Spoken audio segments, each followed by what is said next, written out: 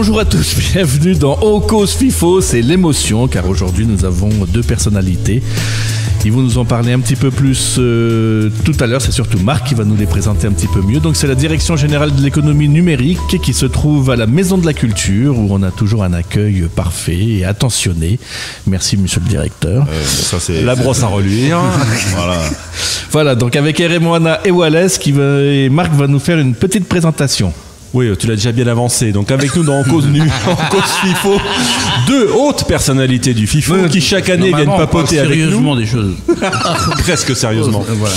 Donc ils viennent papoter chaque année avec nous des tendances du marché documentaire, des mutations technologiques et du festival. Je les présente. Donc Wallace Cotra, directeur de Nouvelle-Calédonie Première, président de la DCK et encore pour quelques secondes président de la FIFO. À ses côtés, Eremwana Mamatu Ayaoutapu, vice-président de la FIFO et directeur de la Maison de la Culture de Papeete. Ah non, bah, ça fait quand même 11 ans qu'on répète. Hein. Depuis Bourges. Depuis Bourges. Oui. Bon, on fait un premier bilan de ce FIFO. Eremwana, peut-être sur la fréquentation. Alors, en termes de fréquentation, déjà, avec les scolaires, on a explosé tous les chiffres, puisqu'on a dépassé les 7000 entrées sur une journée entière, donc lundi, et deux autres matinées. L'an dernier, on était à 5400, je crois, en termes de fréquentation des scolaires d'entrée. Et puis là, on a dépassé les 7500 entrées en scolaire. Ensuite, au niveau du public, là aussi, on constate quand même une hausse moyenne de 1000 entrées supplémentaires par jour par rapport aux chiffres de l'an dernier. Par contre, c'est plus sur les ateliers, pas les ateliers, mais plutôt les conférences, où on a été un peu surpris du peu. On s'attendait à ce qu'il y ait plus de monde, notamment avec M. Jacob Loamanouva sur sa présentation de la 3D, sur la conférence aussi de Emmanuel Tibao sur l'art océanien et bien sûr de M. Witi Himaera, auteur maori très connu. On est resté sur des chiffres, les chiffres que l'on connaît d'habitude, c'est-à-dire entre 10 à 20 personnes. C'est peut-être que l'on n'a pas assez communiqué sur les conférences. Je pense que c'est un début d'explication, mais bon, on fera le bilan le temps venu. Je voulais faire une remarque sur le chiffre concernant les scolaires. C'est plus de 7000 personnes concernant les scolaires, je trouve que c'est très très important. Et quand on projette ça sur 10 ans, je dirais que c'est presque une génération qui s'habitue, qui redécouvre la région, qui redécouvre l'Océanie, etc. Et je crois que c'est vraiment quelque chose de très important pour le FIFO, quoi. Que si nous on peut garder le cap là-dessus, déjà c'est un élément fondamental pour le FIFO, quoi.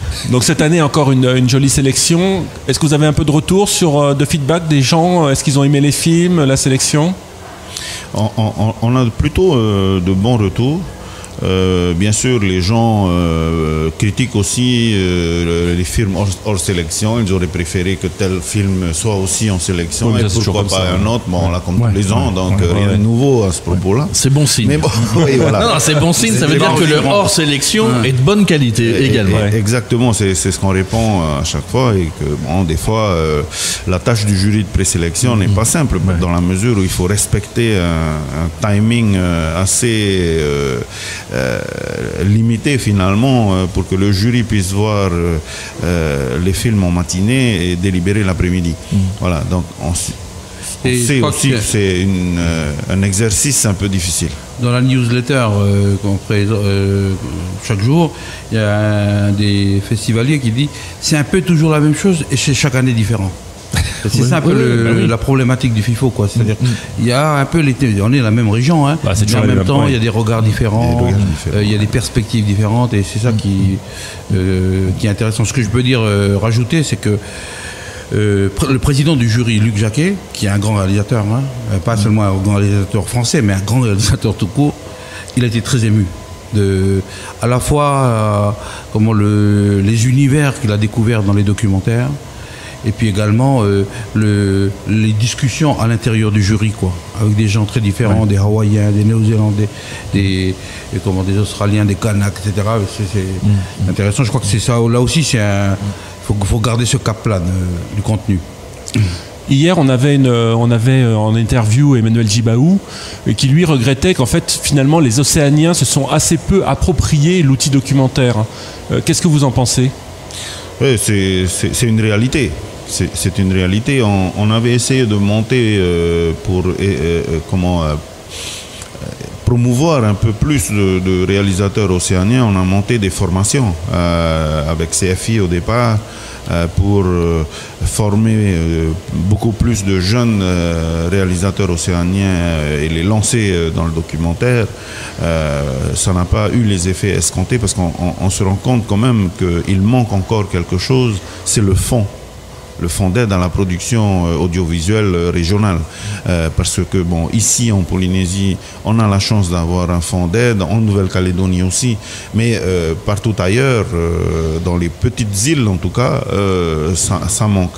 En Australie, en Nouvelle-Zélande, nous sommes quand même plutôt chanceux à ce niveau-là. Par contre, les réalisateurs samontongien, fidjien, du Vanuatu, etc., n'ont pas de moyens financiers pour réaliser des documentaires. Donc, le but, c'est d'arriver un jour à avoir de plus en plus de réalisateurs de la région qui portent leur regard sur notre région, et ça permettra certainement de confronter les regards. Vous disiez il y a quelques années avec Wallace que le poisson dans le bocal, c'est bien qu'il soit observé de l'extérieur, mais c'est bien aussi que le poisson dans le bocal donne son point de vue sur son bocal et sur son observateur aussi. Voilà. Ouais. Et on peut rajouter que c'est des choses qui se font dans la durée, quoi. C'est-à-dire que des choses qu'on ne peut pas déclencher comme ça, quoi. Et moi, je suis assez satisfait que là, pendant ce FIFO, dans le pitch, il y a 2 Océaniens qui présentent des projets, quoi. Une Samoane, je crois, d'origine samoane, qui présente un documentaire sur les îles Cook. Il y a l'île de Pâques. Donc on a vu aussi qu'il y a eu dans le passé, dans le pitch, de l'apparition de... voilà, il faut accompagner, quoi. Mais et la deuxième chose que je voulais dire sur ça, c'est qu'il faut être attentif à ce qui se passe autour du web, autour de Internet. Là, on a vu cette année qu'il y a un atelier de webdoc. Peut-être que ça va changer peut-être la donne et que ça va accélérer les choses pour nos réalisateurs du Pacifique. On est attentif à ça, c'est une évolution qu'il faut surveiller. Et est-ce que par exemple le court-métrage, ça n'a pas un rôle important pour essayer de développer les talents en Océanie ? Justement, on voit que par exemple en Polynésie, se développent, et puis en Nouvelle-Calédonie également, des programmes courts que les télévisions peuvent mener. C'est peut-être à travers cela, et puis le webdoc, qui finalement les jeunes apparaissent d'abord sur le net et ensuite après ils viennent nous voir. Et ça, je crois que l'intérêt, ce que le FIFO doit faire, c'est être attentif à ça. Laisser la place, mais vous deux, vous êtes depuis longtemps, depuis le début, surveillez de faire leurs journalistes, mais ils connaissent déjà les réponses aux questions.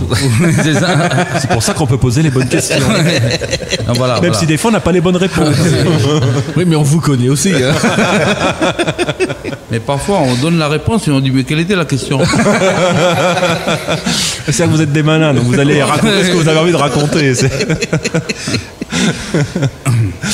C'est vrai que sur le net, il y a beaucoup de choses qui se passent. C'est vrai que pour l'instant, le FIFO n'est pas du tout accroché par rapport à ce type de production, qui sont généralement des formats courts, plutôt fiction ou documentaire, mais action, c'est-à-dire du skate, du surf, des choses comme ça. Est-ce qu'on pourrait éventuellement ouvrir une fenêtre FIFO sur ces nouveaux produits qui sont un peu indéfinissables, qui sont difficiles à classer ? Alors justement, cette année, sur la nuit du court-métrage, on a eu beaucoup de cours qui ont été faits pour le web.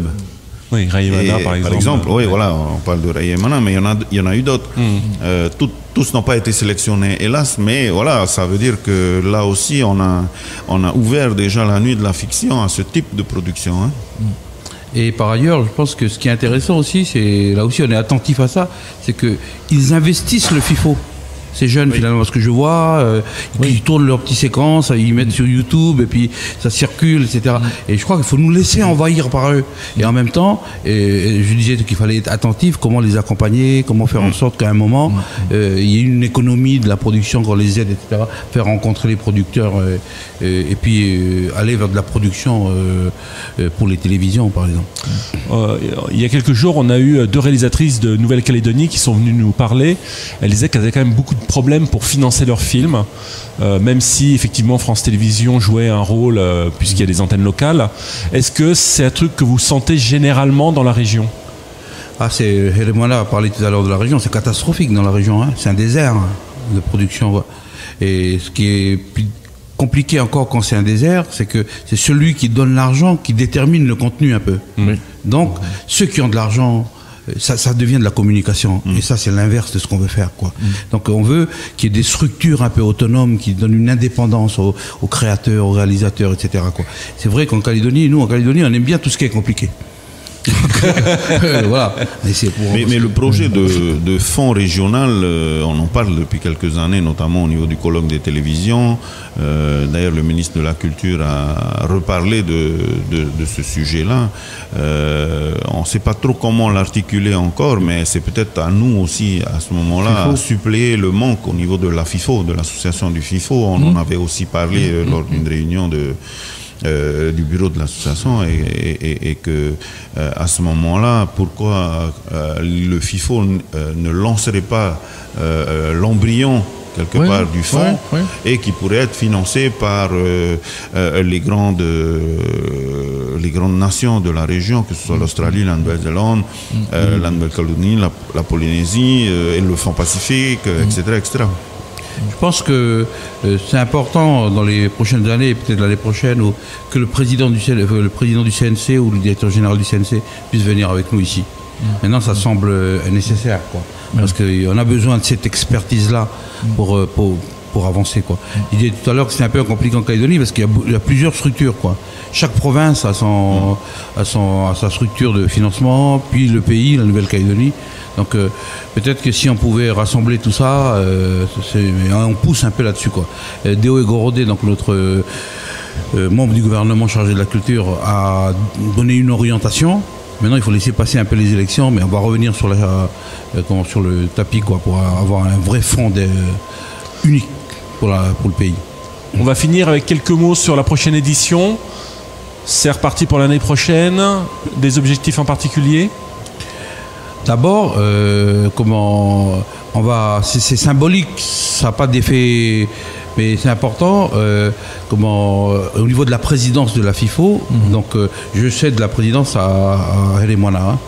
Et je trouve qu'il y a un petit côté, on doit encore voter demain. Mais non, mais ça, faut pas le dire. Eric et Marc, vous êtes prêts de vous lever, hein, quand je dis ça. Non, mais voilà. Et en même temps, c'est important parce que je crois qu'au bout de 10 ans, 11 ans, ça veut dire qu'il y a une dynamique, quoi. C'est-à-dire que le flambeau est repris et par le pays, quoi, finalement, par une personnalité du pays qui est Hérémona. Puis en même temps, c'est presque naturel. Parce que finalement, on était déjà au début. Là, il va prendre le flambeau, mais on sera toujours là. Et puis voilà, quoi. Mais en fait, c'était pas normal s'il l'avait pas fait. Oui, exactement. Moi, je pensais que c'était déjà fait depuis longtemps. Il a fallu inventer plein de stratagèmes pour y arriver. Mais en fait, depuis le début, on en parlait avec Wallace. Quand on a monté l'association, Wallace déjà voulait que je prenne la présidence de l'association. Mais pour les raisons que l'on connaît, notamment l'instabilité politique en Polynésie, il valait mieux peut-être que le président soit aussi en dehors de la Polynésie à ce moment-là pour stabiliser un peu la manifestation d'une part, et d'autre part, je pense que c'est bien que symboliquement le président de l'association était Wallace, parce que en fait, on a inventé un mode de fonctionnement qui est très démocratique. Jusqu'à présent, moi j'étais le président et le vrai président c'est lui. Maintenant, le vrai président c'est lui, mais en fait, c'est moi